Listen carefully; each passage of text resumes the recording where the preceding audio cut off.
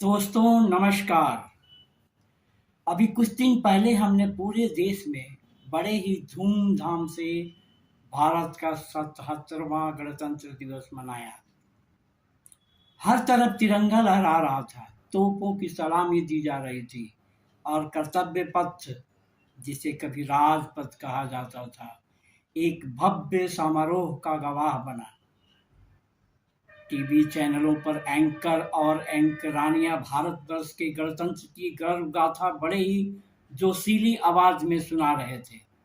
नेताओं के भाषणों में सिर्फ और सिर्फ विकास की बातें थी और हर तरफ यह बताया जा रहा था कि भारत दुनिया का सबसे बड़ा गणतंत्र है।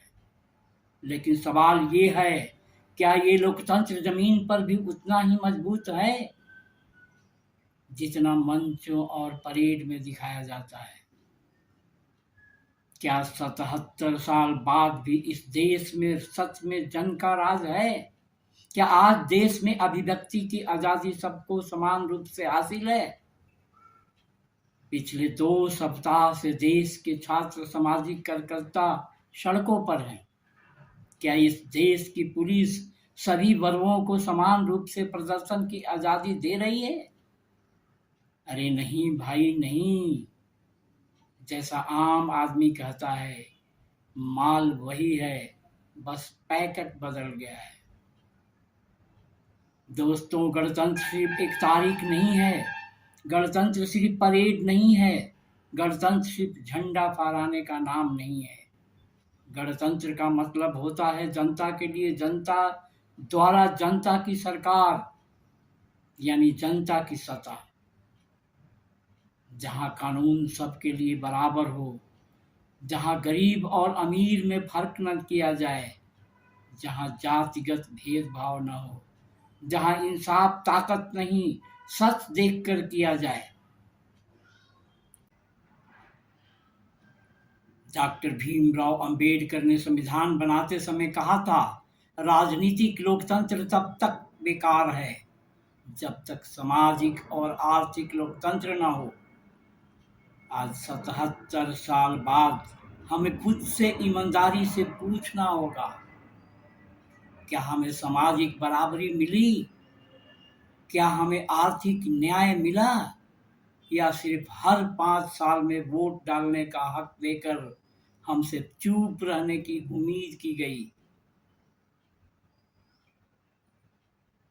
आज इस देश में 77 साल के गणतंत्र के बाद भी एक गरीब आदमी को बीमार पड़ने पर समय पर एम्बुलेंस नहीं मिलती, कहीं फोन नहीं उठता, कहीं कहा जाता है गाड़ी खाली नहीं है, कहीं कहा जाता है ड्राइवर नहीं है।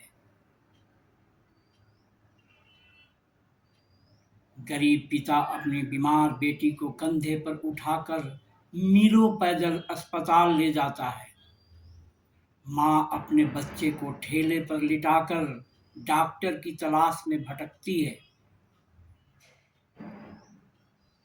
कई कई बार ऐसा होता है कि अस्पताल पहुंचने से पहले ही मरीज रास्ते में दम तोड़ देता है। ये दृश्य किसी पिछड़े या युद्धग्रस्त देश के नहीं है, ये दृश्य उसी भारत के हैं जो खुद को आधुनिक और शक्तिशाली राष्ट्र कहता है। दूसरी तरफ जब कोई अमीर बीमार पड़ता है तो एम्बुलेंस नहीं, पूरा काफिला निकलता है, ग्रीन कॉरिडोर बनता है, हेलीकॉप्टर तक उतरते हैं। तो क्या यही गणतंत्र है, या ये भी राजतंत्र की पहचान है, जहां सुविधा हैसियत देखकर मिलती है? राजतंत्र की बू आज भी क्यों आती है? आज भी इस देश में कानून कमजोर के लिए सख्त और ताकतवर के लिए नरम है। अगर आपके पास पैसा है, पद है, राजनीतिक पकड़ है, तो आप कानून से ऊपर हो जाते हैं।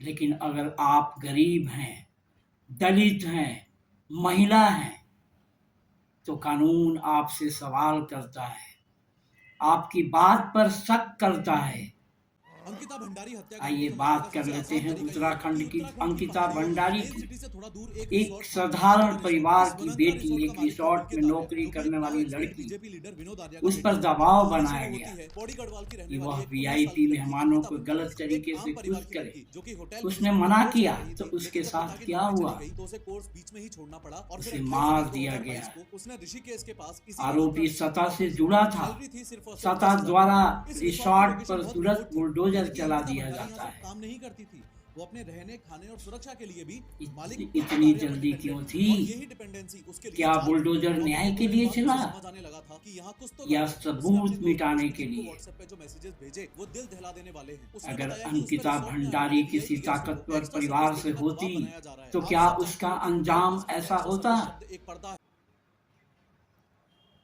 पटना की एक नीट छात्रा जो डॉक्टर बनना चाहती थी, जिसके सपनों में अपने माँ बाप को एक डॉक्टर बनकर गौरवान्वित करना था, लेकिन सिस्टम ने उसे क्या दिया?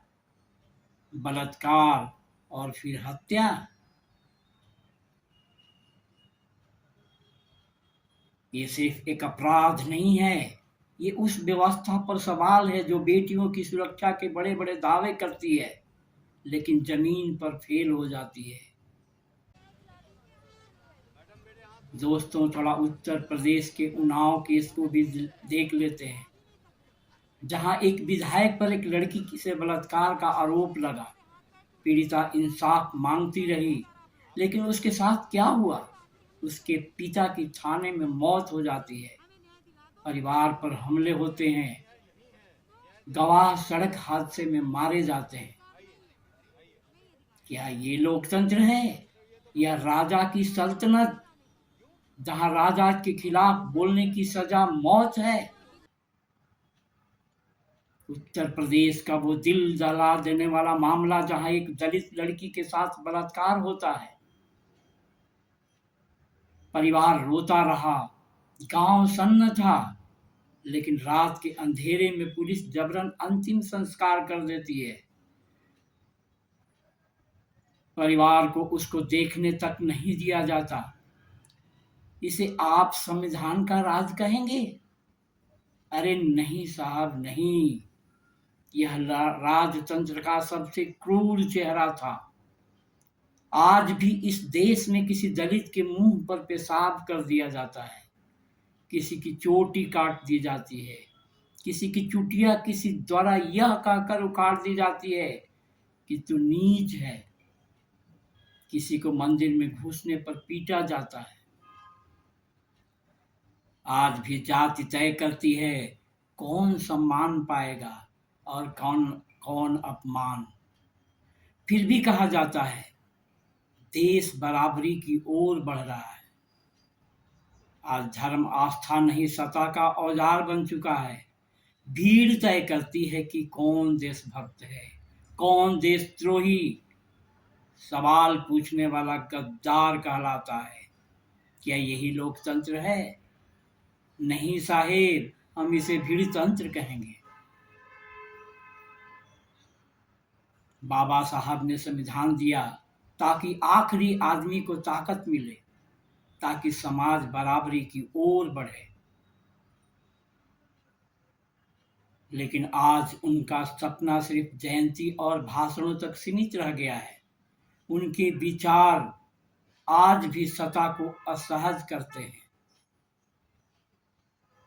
तो सवाल आज भी जिंदा है, 77 साल बाद क्या हम सच में गणतंत्र हैं, या फिर राजा बदल गए, दरबार बदल गया, लेकिन आम आदमी आज भी वही प्रजा है? जब तक गरीब को इलाज नहीं मिलेगा, बेटी को सुरक्षा नहीं मिलेगी और न्याय ताकतवर से नहीं लड़ेगा,